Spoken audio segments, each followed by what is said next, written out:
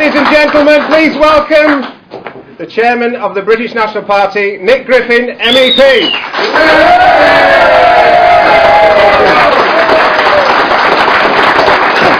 you very much. Thank you. Well, fantastic start to this campaign. Over the last couple of years, the opposition, the huge coordinated opposition of the Labour government, then the Conservative government, the Lib Dems, all the other political parties, the far left financed by the Labour Party, backed by people including David Cameron, the police in large measure, not the ordinary rank and file cops, many of whom are on our side because they see day after day the impact of things such as grooming, drugs, all the other horrors pushed upon the people of this country. So many of the ordinary police are on our side, but the people at the top are rotten to the core, just another part of the British political elite, absolutely corrupt, cut off from ordinary people, in it for the money, in it for the power, in it to get more support from, well, the Inits for a start. You know the ones I mean, don't you? The ones to say in it, at the end of every other sentence. Yes. It might be safer to start calling them Inits, because then you can't be accused of racism or Islamophobia or whatever. Just call them Inits. But the Inits and their masters, they have enormous power and growing power in this country, and every other political force in this country kowtowed to them all long ago, and there's only us standing up speaking for ordinary, decent British people, the people who the elite are only interested in when they want our taxes, or when they want our sons to go and fight in their stupid, bloody, illegal wars. Then they come to us, otherwise they don't give a damn what we think, what we care, or the hardships and the problems that ordinary people like us go through. So we stand up for them. And over the last few years, we've given people a real choice. And even millions of people who don't necessarily vote for us sympathise with this party. They respect this party. They respect us and for standing up and telling the truth, however difficult it may be. And the old elite have realised this. And when they see things like Tunisia, when they see things like Egypt, when they think back in history to 1989, when the whole of the Soviet bloc, that monstrous politically correct tyranny, fell in Eastern Europe.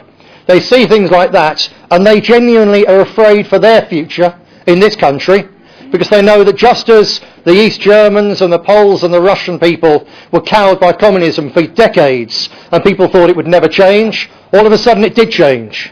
And they look at things like Tunisia and Egypt and they know that the Tunisians and the Egyptians were cowed and scared for their jobs if they spoke out against the regime or voted against the regime, just as people in Britain are made to be scared for their jobs for supporting the British National Party. Just as our people are persecuted for our political beliefs, so the dissidents in those countries were.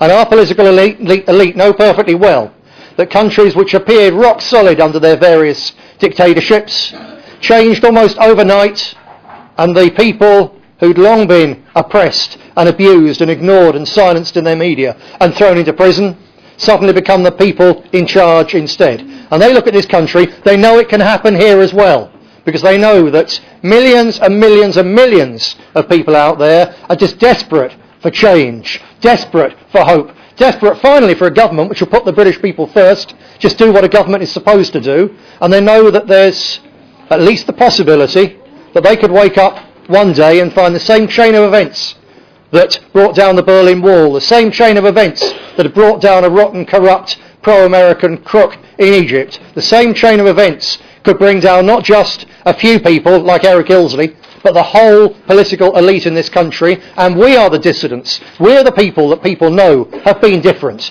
We're the ones that people will turn to. They know that, and they've tried desperately hard to get rid of us over the last couple of years, with the Equality Commission attacks, with police persecution of our people, with really violent far-left intimidation and attacks on our people. The activists from outside have come down here, people down from Scotland, people up from the south coast and so on. You may not know that there have been scores and scores of attacks on the cars and the homes of people in Barnsley who stood as local election candidates. There's been a minor level reign of terror against British National Party activists and decent people in this town, going on for several years now, and the police just aren't interested in doing anything about it. But still, the people of Barnsley, our activists, our council candidates, are still here, still fighting. Give them a round of applause.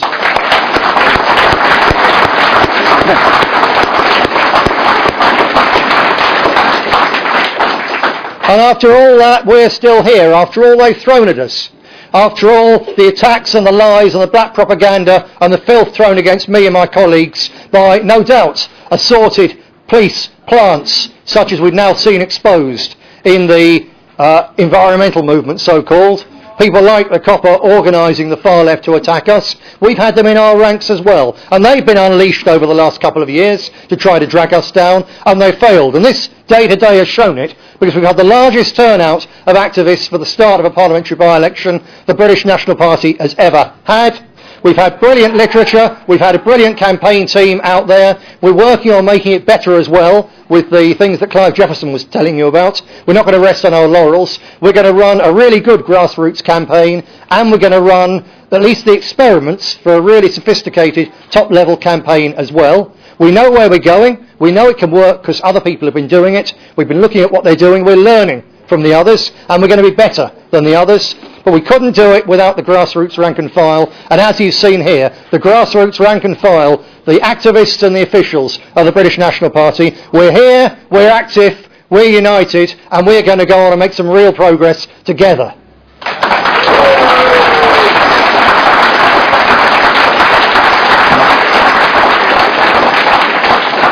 And we are going to run a barnstorming campaign in Barnsley. We really are going to run an effective campaign, and there's not going to be a squeeze, because everybody knows, let's face it, that the only people who could come from nowhere to beat the Labour Party is Enis, Dalton and the British National Party. No one else could even do it. If we don't do it...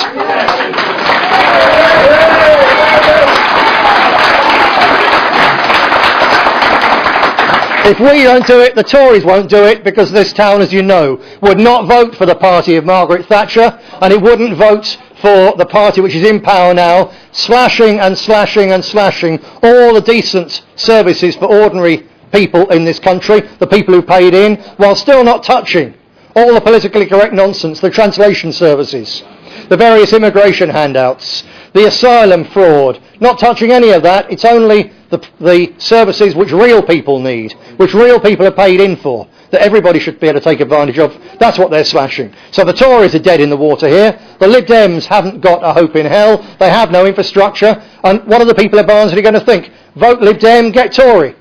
What on earth is the point? So if anyone's going to beat them, we are. But if we're not, that means there's no squeeze on, which means that people can vote for who they want for, which means that they could well vote for us. Because, as you know, we got 17% here in the European elections. That's one hell of a vote out of a town, it really is. And we could do better than that yet. Because I guarantee to you that on issue... Well, I know that people have had the stall out here in the last few months, have been out there with the Bring Our Boys Home petition. And any of you who have been there on that stall will have seen in Barnsley, as elsewhere in the country, the huge amount of support and sympathy, soft sympathy, there is for the British National Party. And on all our core issues, immigration, bringing our boys home from Afghanistan, setting Britain free from the European Union, on all those core issues, the vast majority of the electorate of Barnsley already agree with us. We've won that part. Where we haven't won is the fact that people don't vote on those core issues. It makes them sympathetic to us, but in the end, they want to vote because the bins are overflowing and they're not collected, and you're going to be rationed in having how many bin bags you can put out, and you're going to have to pay more, even though you already pay through the nose for council tax. They're going to vote on issues like that. People are going to vote on issues that really affect them, because that's just the nature of people. And our challenge in this campaign is to find ways not to convince people we're right on the really big issues, but to convince people that we understand and care and have the answers to the little things, the broken streetlights, the bins, the antisocial neighbours, the fact that the police service is being cut and cut and cut so that their gran or their kids aren't safe out in the evening after dark. It's those things we have.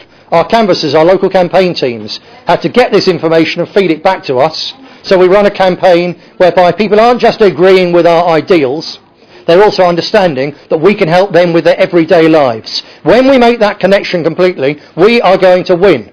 I don't know if we can do it quick enough in this election, but this election is a vital stepping stone. Using this insight which we've now got and finding ways to develop this will be seen as an election where the British National Party for the first time set out a campaign which was really serious about making the connection with ordinary real people in their lives. And whether we do it enough to win in this campaign or not, in a way doesn't matter, because this will go down in the history of this movement and the history of this country as the first by-election where we actually really started to get serious and do it right. And believe me, if we don't win this one, we will make progress in it, and we'll be learning so much from this one that it'll set us up to go on and make further progress. And you are going to see progress galore for the party over the next few months, because we're going to roll on straight after this by-election to two big campaigns. One is in the Welsh Assembly, a proportional representation election, where we've got a serious chance of winning 2 or 3 seats in what is spiritually as much a heart of the Labour Party as Barnsley and South Yorkshire. We've got a chance, a really serious chance, of taking the lessons we learn here, because we're quick learners, taking them and rolling them out in our winnable parts of Wales and winning there. That's going to be really important. And then throughout this time, and particularly this summer, we are going to get involved on the issue for which, as Simon Darby was telling you, they nearly twice put me in prison.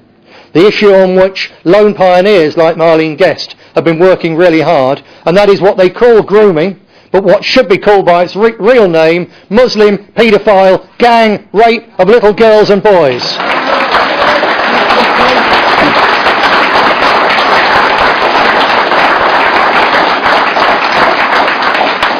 And in many parts of the country, including in large parts of Barnsley, isn't an issue. Again, people are angry about it, but it doesn't affect them, their families, their community. These perverts aren't out there with their Imprezas and their BMWs outside a school here yet. You have to wonder, how do they afford BMWs and Mercs and all the rest of it, with a population where they are supposedly amongst the most unemployed and the highest claiming benefits and the lowest paid community in the land? How come their young thugs and perverts can go out in BMWs? I'll tell you what it is. The other side of the Islamic war against our young people. They groom our young girls, they beat our young lads, and they are the ones bringing the poison heroin into this country and devastating whole communities, especially in South Yorkshire.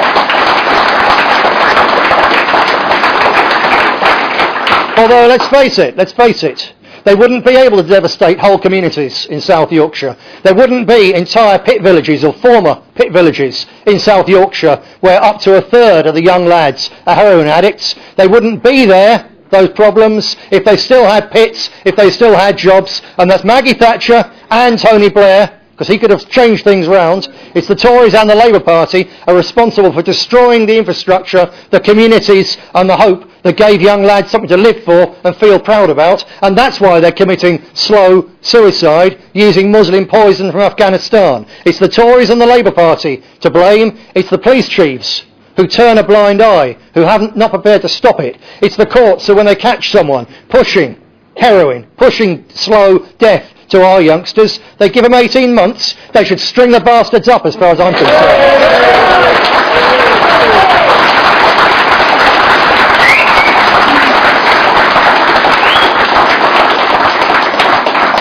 So over this summer we are going to run a campaign, a multifaceted campaign on the grooming issue in the areas where it's happening, and also to warn people, to warn families in areas like this, because let's face it, on the one side you've got Rotherham, on the other side you've got Sheffield, not much further up the road there's Bradford, and they're running out of victims who don't understand what's going on, so they will come here. They will come here. And I know people of Barnsley are getting concerned about the African immigration, because the political elite look at Barnsley and they think it's miserably unenriched, and it appears that Africans are the solution, and there's going to be a lot more of those. But the biggest problem is this Muslim problem, and again, a lot of people do understand it, but over this summer we're going to be really bringing it home to make sure that everybody understands it. So this year really is going to be something quite exciting. But overall in this campaign, we're not going to be campaigning on grooming because, like I said before, it's not primarily an issue.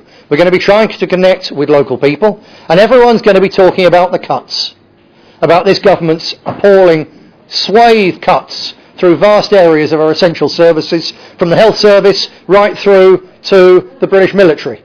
They're all going to be talking about it, but a lot of people think, well, let's face it, in the end, I know it shouldn't be our hospital that's cut, But something's got to be cut, because this country, thanks to the Labour Party, is up to here in debt. And thanks to the banks, who first the Conservatives and then the Labour Party took all the controls off them, we're oceans underneath in terms of debt. So something's got to be done about it. So people think, yeah, well, perhaps it's true, perhaps we do have to have cuts. So what's our message that's special? Well, our message that's special is, yes, we have to have cuts because of what the Labour Party and before them the Tories have done. When they set about destroying manufacturing industry, when they destroyed the pits to get back at ordinary working people for having brought down a previous Tory government, they destroyed the tax base. Once you destroy a tax base, how do you pay for hospitals, for schools, except by borrowing money? So they've made this mess, but how's our solution different? Well, our solution is different, is to say, yes, we might need cuts, but how about the right cuts? So at council level, we bring back the weekly bin services, because actually fortnightly bin services cost a fortune extra in terms of cleaning up the mess, in terms of dealing with the rats. So they cost more in any case. But if the council in Barnsley is going to cut anything, then let's have cuts, elimination of any and every penny of spending on minority groups. Not because we're against minority groups, but because if they're living here, they're all part of our community in any case. So their bins need emptying as well as our bins. Their kids need schooling as well as our kids. So they're already getting the same as us. Why should they get extra? Well, they get extra because the Labour Party wants their block votes. Well, we can say you've got to stop that. And until you've got the bins being emptied, until you've got basic policing on otherwise unsafe streets, then no money on translation services. Not a penny on translation services. If they're in our country, they can learn English or they can sod off. It's as simple as that.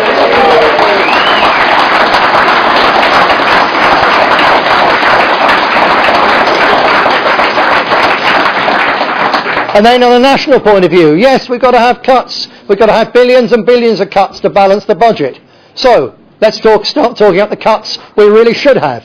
Where first of all, they've eliminated the Nimrod system, which is the eyes and the ears of the British military if there's a war. They've just decided to scrap that, this Tory government, to save £2 billion over 10 years. It's not actually much of a saving. That's not why they've done it. They've done that because Cameron is part of a pro-EU elite. And the aim of that is once our armed forces don't have eyes and ears, they'll have to be locked like that in with the armed forces of France and Germany. So we have a pan-European army, a pan-European navy, and not a British army, not a British navy, a pan-European air force, and not a British air force. That's why they're getting rid of Nimrod, not to save £2 billion over 10 years, because if they need to save money off the military budget, then they could do this very simply. By withdrawing our boys from Afghanistan right now, they'd save their lives, and they'd save £4 billion a year.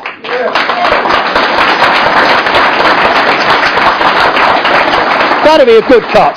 That'd be a really good cut, because as well as saving the money to spend on hospitals and schools and decent pensions and cutting taxes for people who have to drive for a living, you could do all of that, and you'd also have our boys and girls not at risk of driving over an IED or a landmine and being blown to pieces or having their legs blown off because they send out there to fight in that stupid war in tin can Land Rovers instead of proper armoured equipment. So with the money they save from that, they bring them home and train them and supply them with proper armoured equipment. So if they're actually needed to fight in a war where British interests are actually at stake, then they can go and do so with relative safety. But other than that, all we need to do in Afghanistan is to go there and say to the farmers growing opium poppies, right, we'll buy all of that off you because the world needs medical opium. We'll buy the whole lot at a really good price. But if you insist on selling it to people who are using it to make heroin, we'll simply send the RAF in and we'll napalm your fields. You can do it one way or the other.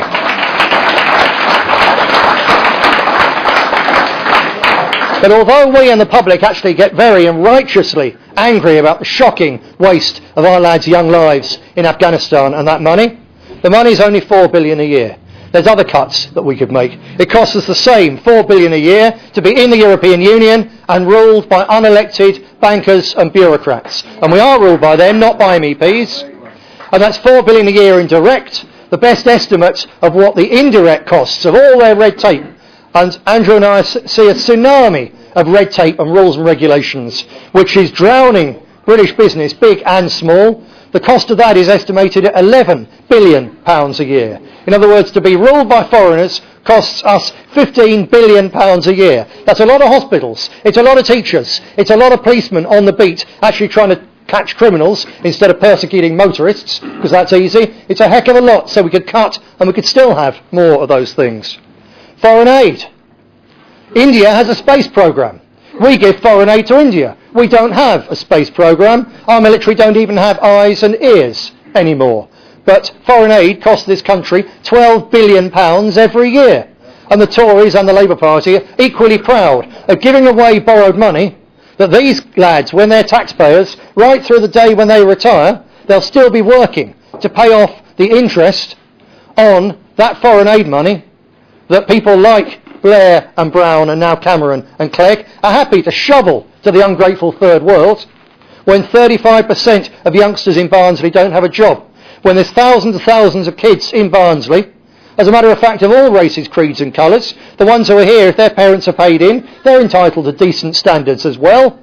But there's thousands of them living below the poverty line. And these stinking hypocrites take our money, or borrowed money these kids are going to have to pay back one day, and they give it to foreigners so they can strut around on the world stage and feel good about themselves. It's a disgrace, but it's £12 billion of cuts. We could make like that, and this country would be so much better off.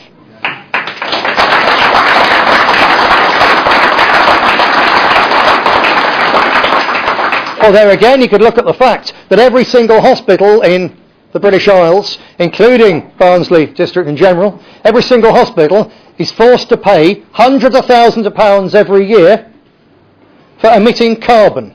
Did you know that? Honestly, they have to buy permits. They have to buy permits to allow them to run the central heating system. And it costs every single hospital in this country hundreds of thousands of pounds every year. Because the cost of what they call climate change mitigation measures, this isn't just something cranky the Lib Dems have thought up and the Labour Party and the Tories have gone along with. It doesn't hurt us. The actual cost of this is £18 billion a year. That's more than the Afghan war and the cost of our being in the European Union put together. It's more than all the foreign aid budget and the cost of the Afghan war put together. It's a huge sum of money. £18 billion a year spent on a hoax. It's astounding. And we'd stop that immediately, because that money would be far, far better left in the pockets of decent taxpayers. It would be far, far better left in Barnsley Hospital so that they could have all their beds manned by doctors and nurses instead of having wards shut because they haven't got the money for staff. That money needs to be spent here. But all of it, the money wasted in Afghanistan, the money they're going to waste when they get round to declaring an illegal war against Iran, like they declared an illegal war against Iraq, the money that they blow on our being ruled by foreigners, the money that they blow on foreign aid, the money they blow on sorting out a man-made global warming problem which simply isn't there, as we saw a couple of months ago when it wasn't exactly warm anywhere in Britain, or in fact anywhere in the Northern Hemisphere. That money, all of that wasted, is dwarfed by the hundreds of billions of pounds they've spent bailing out a rotten, crooked, corrupt banking system. And they've saddled all of us and our kids, and those kids' grandchildren are saddled with a fantastic debt for bailing out corrupt banks from the consequences of their own greed and their own folly. And we have this enormous debt, and this country can never get on its feet until one or two things happen. Either they have such an inflation rate that the enormous debts become worthless. When you get to the stage of trundling along wheelbarrows full of money to buy a loaf of bread, like in Weimar, Germany, at that stage big debts become worthless. They can either do it that way, but that destroys the savings of ordinary people. Because someone who's worked hard all their life and they save 20,000 quid, when they let inflation rip, it becomes worthless. That's so unfair. There's only one way to deal with that, and that's simply to say to the banks, national and international, your whole system was fraudulent, the debts were fraudulent, simply write it off. Forget about it. You shouldn't have been there in the first place, because the money generated in this country by the hard work of people in this country, by the industry of this country as we rebuild it, by the genius of the inventors of this country. The money generated by all the people of this country needs to stay in this country to benefit the people of this country, and not ungrateful foreigners, not foreign bureaucrats, and not a bunch of crooked international bankers either. It's our money, we need it.